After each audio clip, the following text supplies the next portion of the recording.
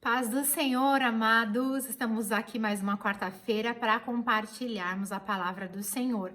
E o texto que eu quero meditar com vocês hoje está em 2 Coríntios, no capítulo 6, versículo 14 e seguintes, que diz assim: Não vos ponhais em julgo desigual com os incrédulos, porquanto que sociedade pode haver entre a justiça e a iniquidade?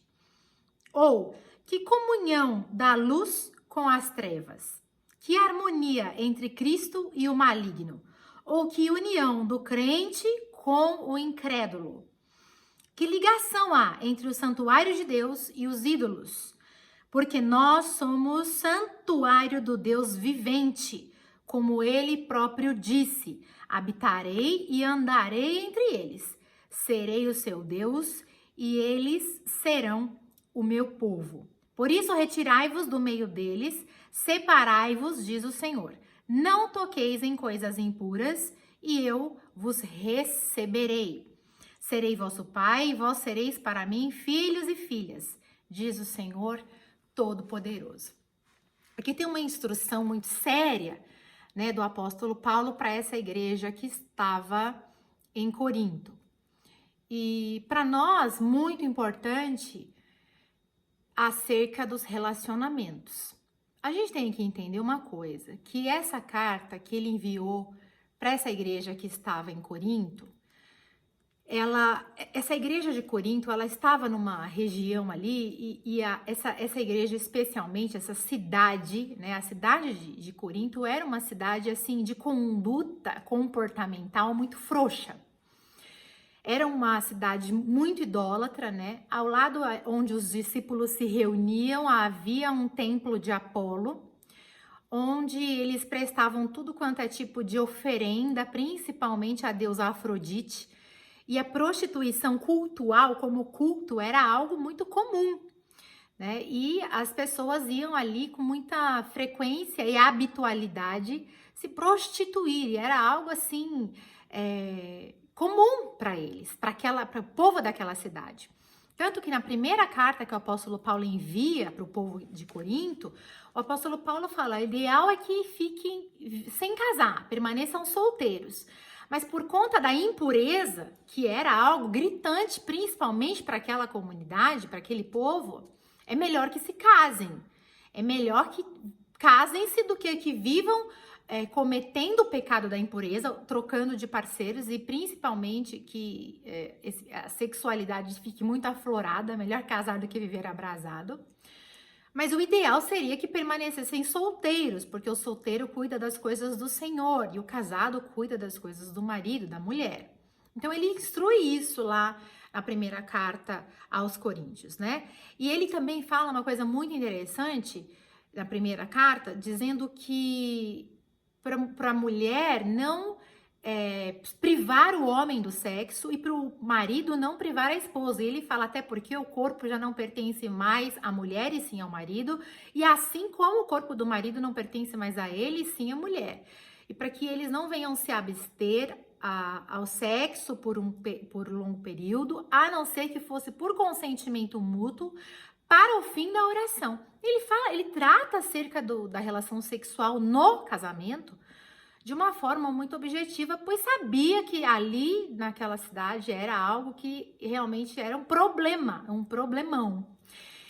E aí aqui no capítulo, na segunda carta, ele vem falando de novo sobre esse assunto e dizendo: olha, essa questão da impureza é um problema aí, né, para a igreja de Corinto, e não é bom que um discípulo fique vulnerável dessa forma. Então é melhor que case-se do que viva dessa forma.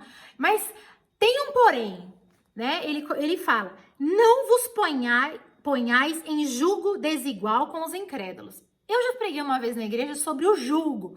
E eu me lembro muito bem que tava até os meus dois primos, né, o Vinícius e o Guilherme, que são homens fortes, grandes, e eu coloquei eles, ainda pedi para que eles se curvassem, falei: olha, o jugo é algo assim, é algo colocado aqui no boi, né? a canga colocada no boi, e eles colocam um boi mais jovem e um boi mais velho, porque o boi mais jovem tem bastante disposição e assim ele vai estimulando o boi mais velho. E o boi mais velho, por ter experiência, ele vai segurando o boi mais jovem para não se cansar tão depressa. Então vai ali controlando, mas é algo que coloca em cima do boi para fazer peso, para puxar carga, né? Mas é algo que fica ali pesado. E Jesus, ele diz assim, né? Trocai o seu jugo com o meu, porque o meu é suave, é leve. Levai sobre vós o meu jugo, né? Que é suave e leve. E aqui Paulo fala, não vos ponhais em jugo desigual com os incrédulos. Essa advertência é uma advertência seríssima para nós hoje. E para o crente em qualquer momento da sua vida. Porque ele não trata somente do jugo desigual com os incrédulos na relação do casamento, mas essa talvez seja a mais importante. Aqui ele está falando de qualquer tipo de relação que você tenha o desejo de que ela seja longa, duradoura, bem-sucedida. Então, se você deseja que qualquer relacionamento que você deseja que ele seja bem-sucedido, duradouro, longo, não se coloque em jugo desigual com um incrédulo. Ou seja, não vá lá atrelar o seu jugo, dividir a sua carga, não vá lá se juntar com o incrédulo. Porque é muito provável que isso vá dar errado, é muito provável que o fracasso venha, porque ele ainda faz a comparação. A comunhão entre luz e trevas, a harmonia entre Cristo e o maligno, a ligação entre o santuário de Deus e os ídolos. Não, né? É impossível a gente fazer qualquer aproximação entre Deus e o maligno, luz e trevas, os ídolos e aquilo que possa ser santo. Embora, bom, deixa esse comentário para depois. Então, é praticamente dizer assim, não se prenda a ninguém e a nada que não tenha as mesmas convicções, principalmente espirituais, que você. Porque a chance disso fracassar são gigantescas, estratosféricas. O que acontece? Acontece que quando a gente conhece alguém, falando dos relacionamentos afetivos, a gente olha muito para o estereótipo. Tem gente que olha muito para a aparência, né? Poxa, se tiver esses atributos físicos, me interessa. Se preencher essa lista aqui de predicados, me interessa. Ou esse tipo de comportamento me interessa. Olha, é bom caráter, bom isso, bom aquilo, a minha família gosta, é bonito, tem um bom carro, tem um bom emprego, tem uma boa profissão. E a gente vai olhando esse tipo de características, né? E a gente deixa de olhar para aquilo que é essencial. O que é que esse coração expressa como verdade existencial? O que é que essa vida expressa como verdade de fé? Porque a palavra é tão clara quando ela diz, não se coloque, amado, em jugo desigual com os incrédulos. Porque quando você casou, já estava assim, você não tinha consciência, é uma coisa. A palavra de Deus diz que você permaneça assim, porque o seu marido ou sua mulher vai ser santificado pela sua vida. Mas você se casar em jugo desigual, tendo consciência do que você está fazendo, torcendo para que Deus venha corrigir depois, eu vou falar, você está fazendo dívida, contando que você vai ganhar na loteria. É praticamente 1 em 1 milhão na possibilidade disso acontecer e pedindo que Deus venha consertar algo que você sabe que é muito provável que não vá dar certo. Ah, mas a pessoa é charmosa, ela é inteligente, ela é linda, agora tá tudo maravilhoso, tá tudo essencialmente bom, né? Aquilo que é principal tá bom. Olha, é gentil, maravilhoso comigo, cheio de boas intenções. Tem um ditado popular que diz de boas intenções, o inferno tá cheio. E aí acontece o que acontece verdadeiramente na vida. Vem o rolo compressor da vida, na realidade, né, do dia a dia, quando o problema vem, quando as contas vêm, quando a adversidade financeira chega, e aí a corda estoura. Aí aquele poço de gentileza vira um poço de grosseria. Aquele poço de atitudes amáveis vira um poço de atitudes amarguradas, né? De hostilidades. E aí nós não sabemos como lidar. E aí você fala, meu Deus, bem que Paulo advertiu dizendo, não vos ponhais em julgo desigual com os incrédulos. Mas eu tinha esperança que ele fosse se converter. Você tinha que esperar ele se converter antes da decisão do casamento. Você tinha que esperar, orar e observar tudo isso antes da decisão mais importante da vida de uma pessoa, que é o casamento. Mas olha, pastora Thalita, eu tomei todas as decisões mais corretas e prudentes, eu orei, eu comi 1 quilo de sal, eu experimentei todas as decisões e deu errado. Eu vou te dizer, pode acontecer. Às vezes a gente tomando todos os cuidados, observando, orando, pedindo orientação, tomando todas as cautelas, e às vezes acontece, né? De dar um vento forte e a pessoa não suportar, ou vir uma adversidade grande demais e a pessoa se destemperar. Mas, na experiência da palavra, a gente percebe que quando a gente coloca diante de Deus uma situação e diante de todas as incompatibilidades, né? De humor, de temperamento, de jeito, de criação, mas quando há a compatibilidade de fé, quando você percebe que em meio a todas as incompatibilidades, mas houve a principal compatibilidade, que era a de fé, a gente vê que é muito mais provável que esse casal suporte combater o bom combate juntos e suportar o dia mau. Mas se diante de todas as incompatibilidades, né, do humor, do temperamento, do modo, da criação, do gosto da alimentação, do gosto do dia quente e do dia frio, a maior incompatibilidade era a de fé, fulano crê na Aparecida e você não. Fulano crê que, sabe, na Umbanda e você não, e você ainda assim correu o risco e fala, não, eu amo e isso basta. E você se pôs nesse julgo desigual com o incrédulo, meu irmão, minha irmã, você pagou o preço mais alto que poderia ter para ver se ia dar certo ou não. Ou seja, Jesus, eu vou ver e depois o Senhor vai corrigir, porque o Senhor é o Deus do impossível. Então, amado, esteja disposto a colher um rio de lágrimas, porque mesmo quando a gente está em julgo igual, mesmo quando a gente não tem muitas incompatibilidades, o dia mau vem, né? Isso não é garantia de que não teremos problemas. O casamento é difícil, às vezes a gente passa por lutas indizíveis, mas a gente sabe que por crer no mesmo Deus, por ter a mesma fé, sabemos que tudo isso tem a provisão e a guarda de Deus. Já não é fácil? Imagina estando em julgo desigual. E aqui nós temos a advertência do Senhor, através da vida do apóstolo Paulo. Não vos ponhais em julgo desigual com os incrédulos. Em nenhuma esfera, em nenhum tipo de negócio, principalmente no casamento. Para você ter uma ideia, em 1 Coríntios, no capítulo 5, ele diz assim... No capítulo 6, acho. No capítulo 5, ele diz assim no versículo 9. Já em carta vos escrevi que não vos associais com os impuros. Refiro-me com isto não propriamente aos impuros deste mundo, ou aos avarentos, roubadores, idólatras, pois nesse caso terias de sair do mundo. Ele está falando não somente a essas pessoas que são impuras no procedimento, né, e que não creem em Deus.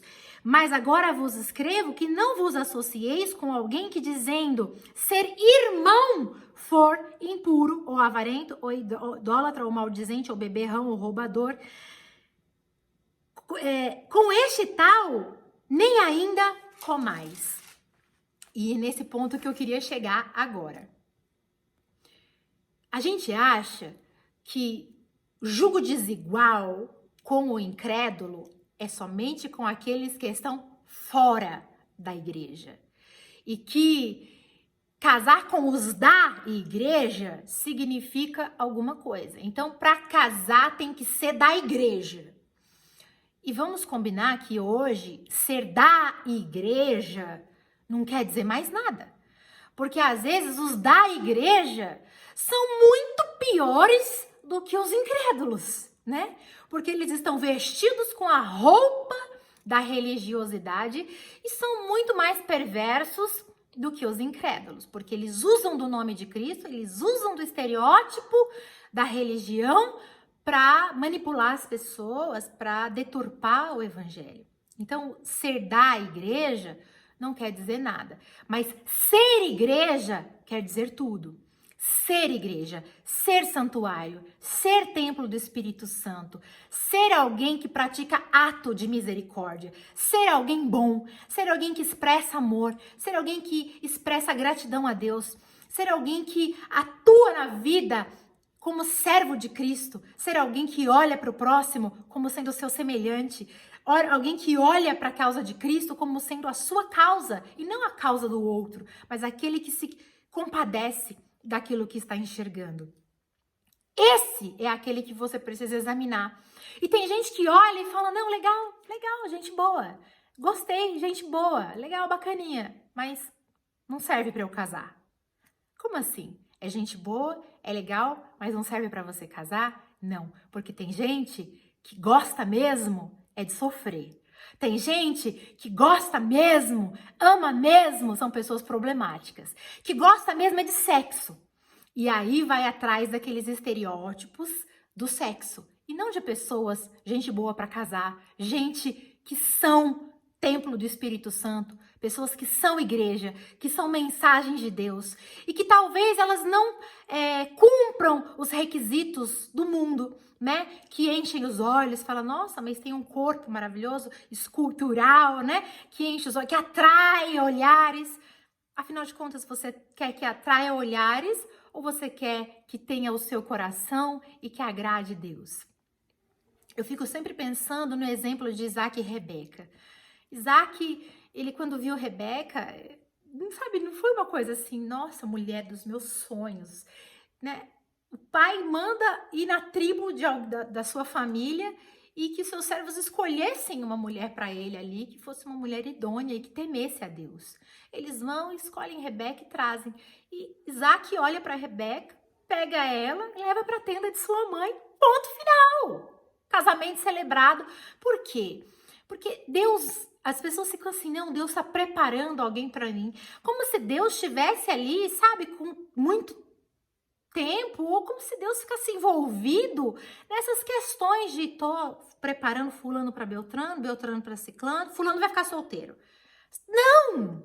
Deus prepara as pessoas para Ele. Deus atrai o coração das pessoas para Ele. Deus está preparando você para Ele e a pessoa para Ele. E nesse caminho as pessoas se cruzam e você tem que confrontar isso.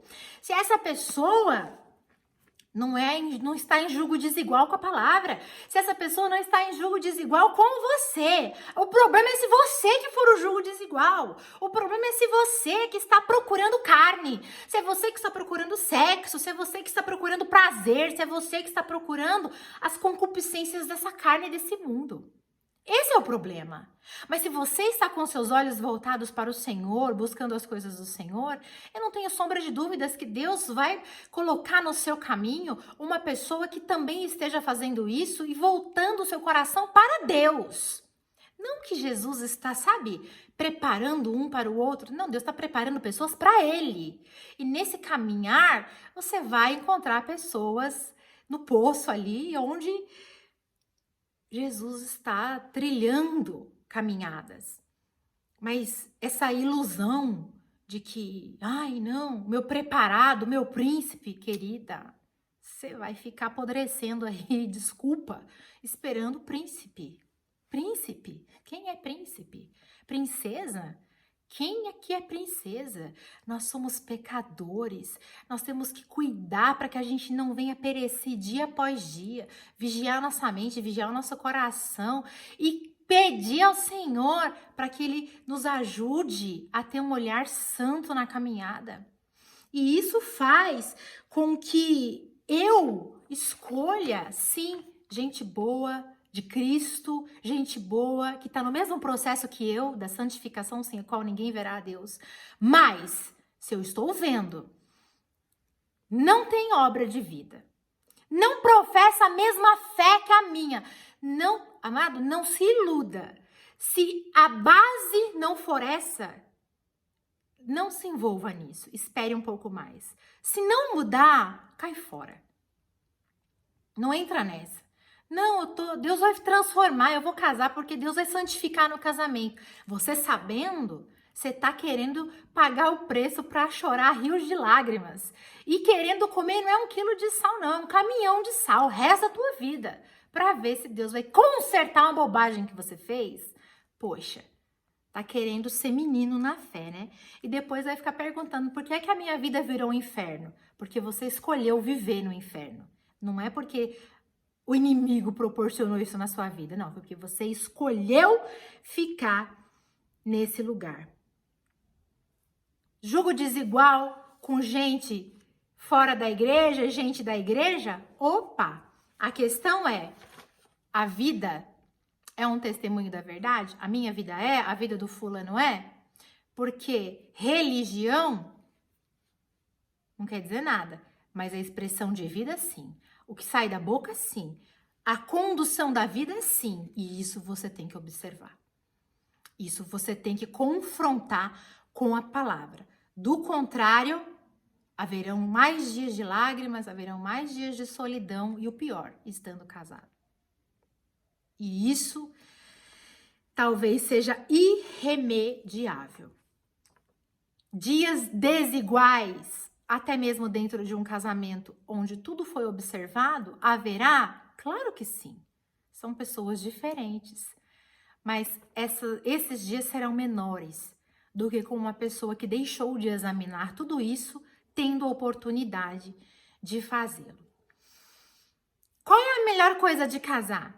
É observar com quem é que você está casando. Então, diante de todas as situações, mas eu já sou casado, e agora? Você pode orientar quem ainda não casou. Você pode aconselhar as pessoas com quem você tem oportunidade. Eu tenho certeza que você tem filhos. Guarde essa palavra no seu coração. Eu tenho certeza de que o apóstolo Paulo sabia o que ele estava dizendo quando ele fala, é melhor que não case. É melhor que não case, porque você vai cuidar das coisas do Senhor. Mas se não aguenta, case-se. Mas olhe bem com quem você está casando.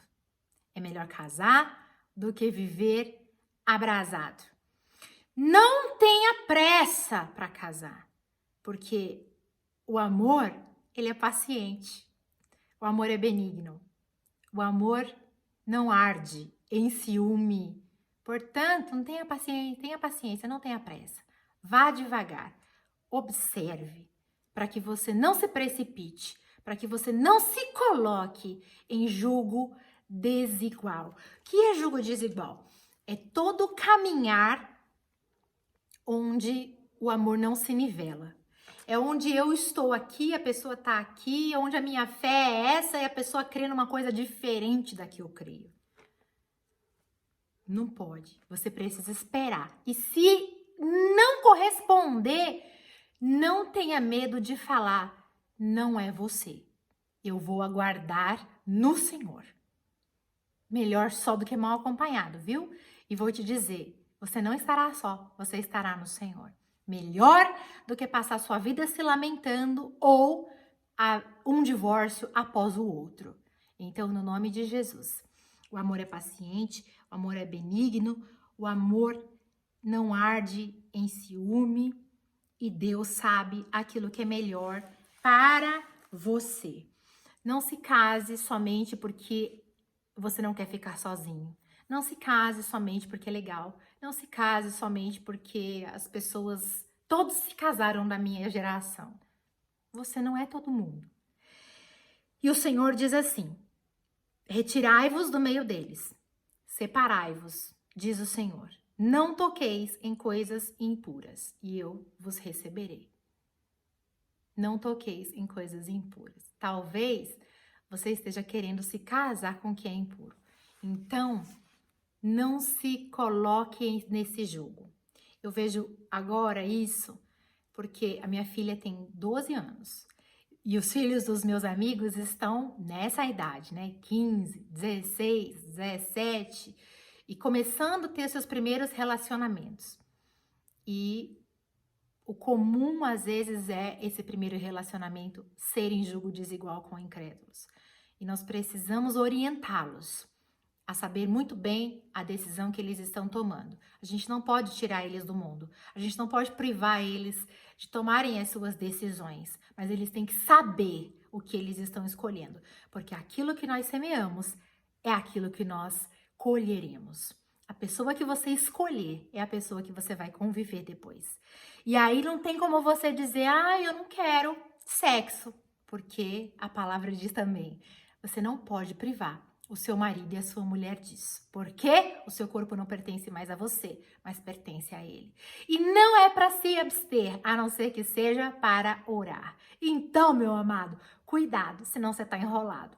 No nome de Jesus, que essa palavra seja útil na sua vida, que seja ensino para você, que venha a ser para frutificar não só na sua vida, mas na vida daquele que você possa instruir, no nome de Jesus. Ósculo Santo, que Deus te abençoe. Se foi útil na sua vida, curta aqui, deixe seu comentário, compartilhe. Se você ainda não se inscreveu, inscreva-se aqui no canal, ative o sininho, que quando eu postar novas mensagens, o YouTube vai te avisar. Fique na paz do Senhor, até semana que vem.